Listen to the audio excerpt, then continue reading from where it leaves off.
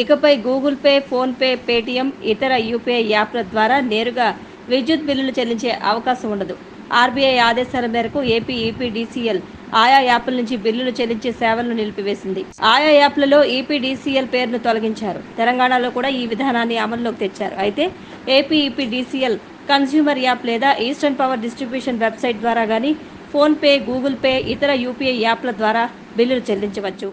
రాజమహేంద్రవరం కోరుకొండ రోడ్లోని రామకృష్ణ మఠంలో కంప్యూటర్ విద్య, ఆంగ్ల సంభాషణలో శిక్షణ, వ్యక్తిత్వ వికాస తరగతులకు సంబంధించిన కొత్త బ్యాచ్ తరగతులు జూలై 1వ తేదీ నుంచి ప్రారంభమైనట్లు మఠం అధ్యక్షులు స్వామి పరిజ్ఞాయానంద మహారాజ్ తెలియజేశారు. యువకులు, పురుషులకు ప్రతిరోజు ఉదయం 6:30 నుంచి 8:30కు, యువతులు, మహిళలు సాయంత్రం 5:30 నుంచి 7:30 గంటల వరకు జరుగుతాయని తెలిపారు. కంప్యూటర్ విద్యలో భాగంగా డీసీఏ, టాలీ, సి లాంగ్వేజ్ కోర్సుల్లో శిక్షణ ఇస్తారని పేర్కొన్నారు. అలాగే ప్రతి ఆదివారం ఉదయం 9 నుంచి 10 గంటల వరకు యువ జాగృతి పేరిట వ్యక్తిత్వ వికాస తరగతులు నిర్వహిస్తున్నట్లు వెల్లడించారు. ఇతర వివరాలకు రామకృష్ణ మఠంలో సంప్రదించాలని సూచించారు. ముందుగా వచ్చిన వారికి ముందు అవకాశం కల్పిస్తామని, సీట్లు పరిమితంగా ఉన్నాయని వెల్లడించారు. నేటి యువత ఉద్యోగ అవకాశాలు అందిపుచ్చుకునేందుకు కంప్యూటర్ విద్య, ఆంగ్ల సంభాషణలో ప్రావీణ్యం ఎంతో అవసరమని, అలాగే మానసిక ఒత్తిళ్లను తట్టుకునేందుకు వ్యక్తిత్వ వికాసం కూడా అవసరమని పేర్కొన్నారు. అందుకే ఈ అవకాశాన్ని సద్వినియోగం చేసుకోవాలని పిలుపునిచ్చారు. దక్షిణ మధ్య రైల్వే పరిధిలో రైళ్లు ఆలస్యంగా నడిచేందుకు వీల్లేదని దక్షిణ మధ్య railway general manager Arun Kumar Jain స్పష్టం చేశారు.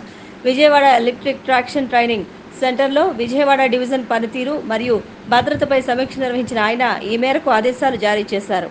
విధి నిర్వహణలో అప్రమత్తంగా ఉండాలని, అలాగే నియమ నిబంధనలు ఖచ్చితంగా పాటించాలని ట్రైనీ లోకో పైలట్లకు సూచించారు. అలాగే దక్షిణ మధ్య railway general manager Arun Kumar Jain అమరావతిలోని వెలగపూడిలోని ఏపీ సెక్రటేరియట్లో గౌరవనీయులైన ఆంధ్రప్రదేశ్ ముఖ్యమంత్రి నారా చంద్రబాబు నాయుడును మర్యాదపూర్వకంగా కలిసి ఆంధ్రప్రదేశ్లో చేపట్టిన వివిధ అభివృద్ధి పనులు మరియు ప్రాజెక్టుల గురించి వివరించారు. జనరల్ మేనేజర్తో పాటు Guntur divisional railway manager M Ramakrishna మరియు Vijayawada divisional railway manager Narendra A Patil ఉన్నారు. ఏపీలో ఎమ్మెల్యే కోట, ఎమ్మెల్సీ అభ్యర్థులు ఖరారు అయ్యారు. టీడీపీ నుంచి పొలిట్ బ్యూరో సభ్యుడు సి రామచంద్రయ్య పేరును ప్రతిపాదించగా, జనసేన నుంచి జనసేనాని పవన్ కళ్యాణ్ రాజకీయ కార్యదర్శి పిడుగు హరిప్రసాద్ పేరును ఖరారు చేశారు.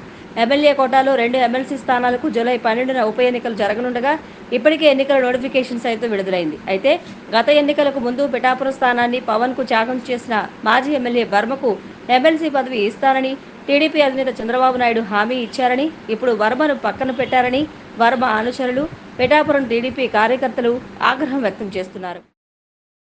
వైసీపీ అధికారంలో ఉండగా ముఖ్యమంత్రి చంద్రబాబు నాయుడు చిత్తూరు జిల్లా కుప్పంలోని శాంతిపురంలో చేపట్టిన సొంత ఇంటి నిర్మాణానికి లంచం డిమాండ్ చేసిన డిప్యూటీ సర్వేయర్ను సస్పెండ్ చేశారు. శాంతిపురం డిప్యూటీ సర్వేయర్ సద్దాం హుస్సేన్ను సస్పెండ్ చేస్తూ జాయింట్ కలెక్టర్ ఉత్తర్వులు జారీ చేశారు. వ్యవసాయ భూమిలో ఇంటి నిర్మాణం చేపట్టిన చంద్రబాబు అనుచరులను భూ మార్పిడి కోసం లంచం డిమాండ్ చేశారు.